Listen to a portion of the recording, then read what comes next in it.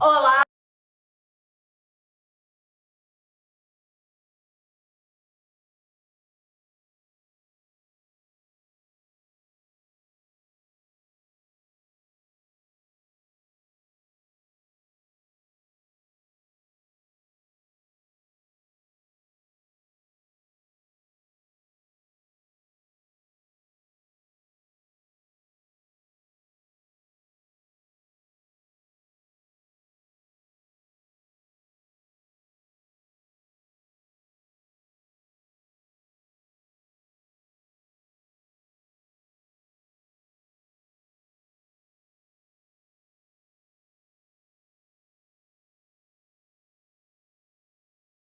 No episódio de hoje a gente vai conversar sobre cricotireoidostomia, prolapso de reto, toracocentese, dreno torácico, sonda esofágica e ferida, colocação de dreno em ferida. Então, na primeira dúvida do episódio de hoje é: por que você não conectou a mangueira do oxigênio ao traqueotubo? Do que eu tô falando? Dessa foto aqui, ó. Em alguma live eu tava comentando sobre as formas de fornecimento de oxigênio. Vou deixar o link aqui desse conteúdo. E uma das formas é o que? A cricotireoidostomia. E eu botei essa foto aqui e a pessoa me perguntou por que eu não conectei a mangueira do oxigênio no traqueotubo. Por que eu não conectei, gente? Porque a gente colocou ali o traqueotubo e eu não estava com a máquina de anestesia de respiração automática para conectar. Eu estava com aquela mangueirinha de oxigênio de consultório, tá? E não tem adaptador, pelo menos eu não tenho lá onde eu trabalho, para conectar aquela mangueirinha direto no traqueotubo. Então a gente coloca aquela mangueirinha, essa mangueirinha verde aí, ó, que você tá vendo na foto, direto na entrada do traqueotubo, tá? E isso faz com que você tenha fornecimento de oxigênio. O que eu faço às vezes é o quê? Colocar um esparadrapo entre o traqueotubo, a mangueirinha de oxigênio, prendendo na mesa, para que a gente consiga fornecer esse oxigênio sem ter muito escape e também para que a mangueira ela não fique saindo da posição que a gente colocou. Segunda dúvida de hoje: não entendi a diferença do prolapso de reto para intussuscepção prolapsada. Essa é uma dúvida comum, tá? E eu te garanto que em muitos lugares você nem vê que existe essa diferença do prolapso de reto e que existe a intussuscepção prolapsada, que é um diagnóstico diferencial, tá? E é por isso que eu sempre trago esse assunto quando eu falo de prolapso de reto. E a diferença é simples, gente. Para você entender a diferença, você tem que entender como é que acontece, como é que ocorre cada uma dessas patologias, tá? Então lembra lá que o prolapso de reto, ele é o quê? Ele é a eversão da mucosa retal, certo? Então, o prolapso de reto, você tem uma mucosa retal que ela vai se exteriorizar, ela vai everter e vai sair.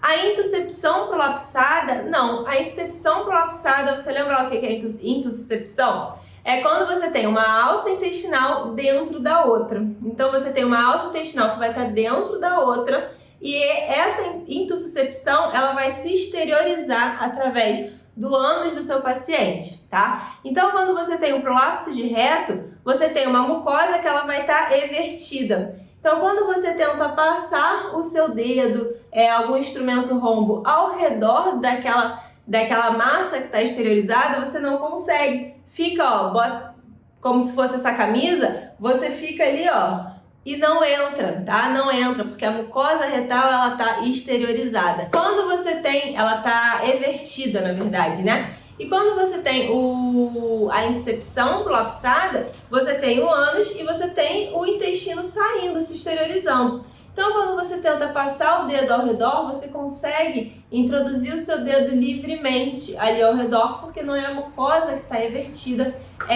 é a alça intestinal que está pro lado de fora, que está exteriorizada ali naquele paciente.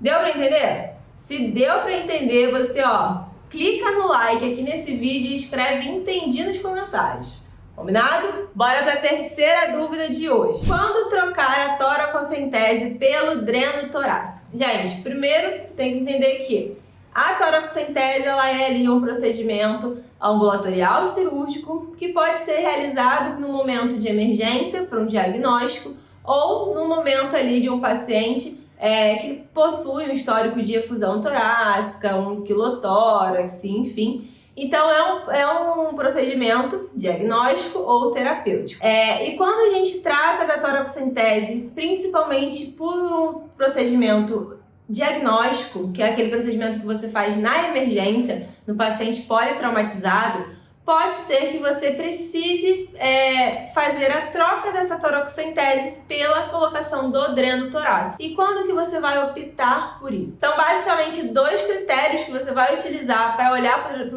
para a toracocentese que você está fazendo e pensar: acho que não está resolvendo mais essa toracocentese não, hein?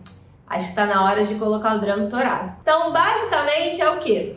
Quando você faz pelo menos 4 toracocenteses por dia, você consegue restabelecer a pressão negativa desse paciente, mas volta. Então você precisa fazer mais do que 4 toracocenteses por dia para conseguir manter a pressão negativa desse tórax. Então, se você precisou de mais de 4 toracocenteses por dia, você precisa do dreno torácico. E o outro critério é o quê? Quando você faz a drenagem, faz a toracocentese e você drena mais de 55 ml por quilo, seja de ar, seja de líquido, seja de quilo, você drena mais de 55 ml por quilo e não consegue restabelecer a pressão negativa desse tórax, é o indicativo de que você precisa colocar um dreno torácico, tá? E nada de chamar o cirurgião para colocar o dreno torácico. Você, como clínico, plantonista, você tem que saber colocar esse dreno torácico, que não é difícil, não é nenhum bicho de 7 cabeças,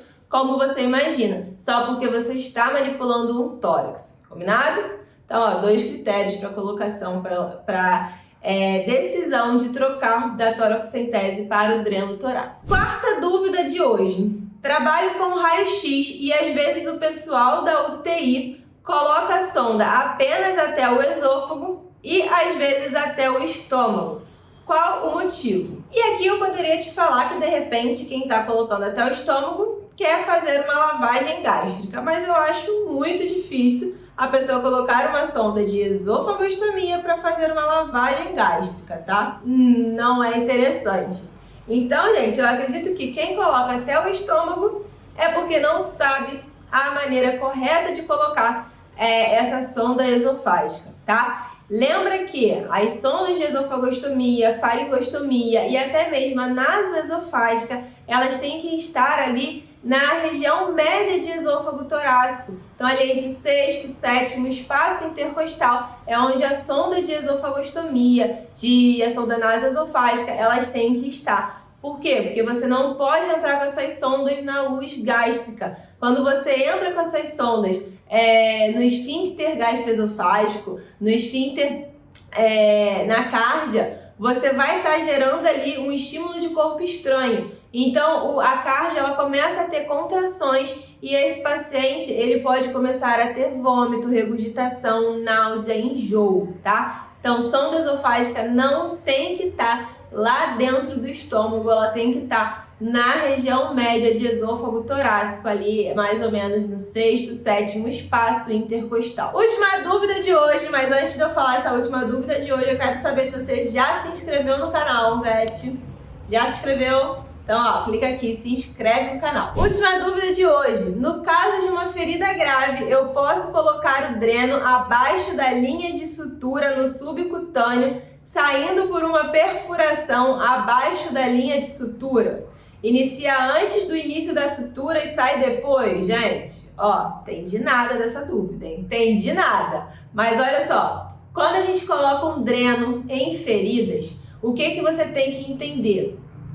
Primeiro, que o dreno ele não pode passar pela sua linha de sutura, tá? Então nada de fechar uma ferida e botar o dreno saindo pela linha de sutura, nada disso. Você tem que colocar o seu dreno em uma incisão ao lado da linha de sutura, tá? Como aqui, nessa foto. Então você vai botar ela atravessando por dentro da sua lesão, né? Por dentro da sua sutura. E aí em cima, nada de ter ponto de entrada e ponto de saída. Você vai colocar somente o dreno saindo lá embaixo, sempre respeitando a gravidade. Na lateral da sua linha de sutura, você faz uma incisão e você vai fazer isso, obviamente, antes de fechar completamente a sua sutura, tá? Então você abre uma incisão do ladinho da sutura, coloca o dreno ali e dá um pontinho para fixar esse dreno e favorecer a drenagem de secreções, de líquido, de seroma que vão ser produzidos naquela lesão. Combinado? Então, Vete, essas foram as 5 dúvidas do Jana Responde de hoje. Espero que tenha esclarecido várias dúvidas suas. E se você ainda ficou com alguma dúvida, deixa aqui nos comentários. Se você quiser que a sua dúvida apareça em algum outro vídeo, coloca ela aqui nos comentários para eu saber e colocar ela no roteiro, combinado? Não esquece de me seguir lá no Instagram e no canal do Telegram, hein? Até a próxima, Vete!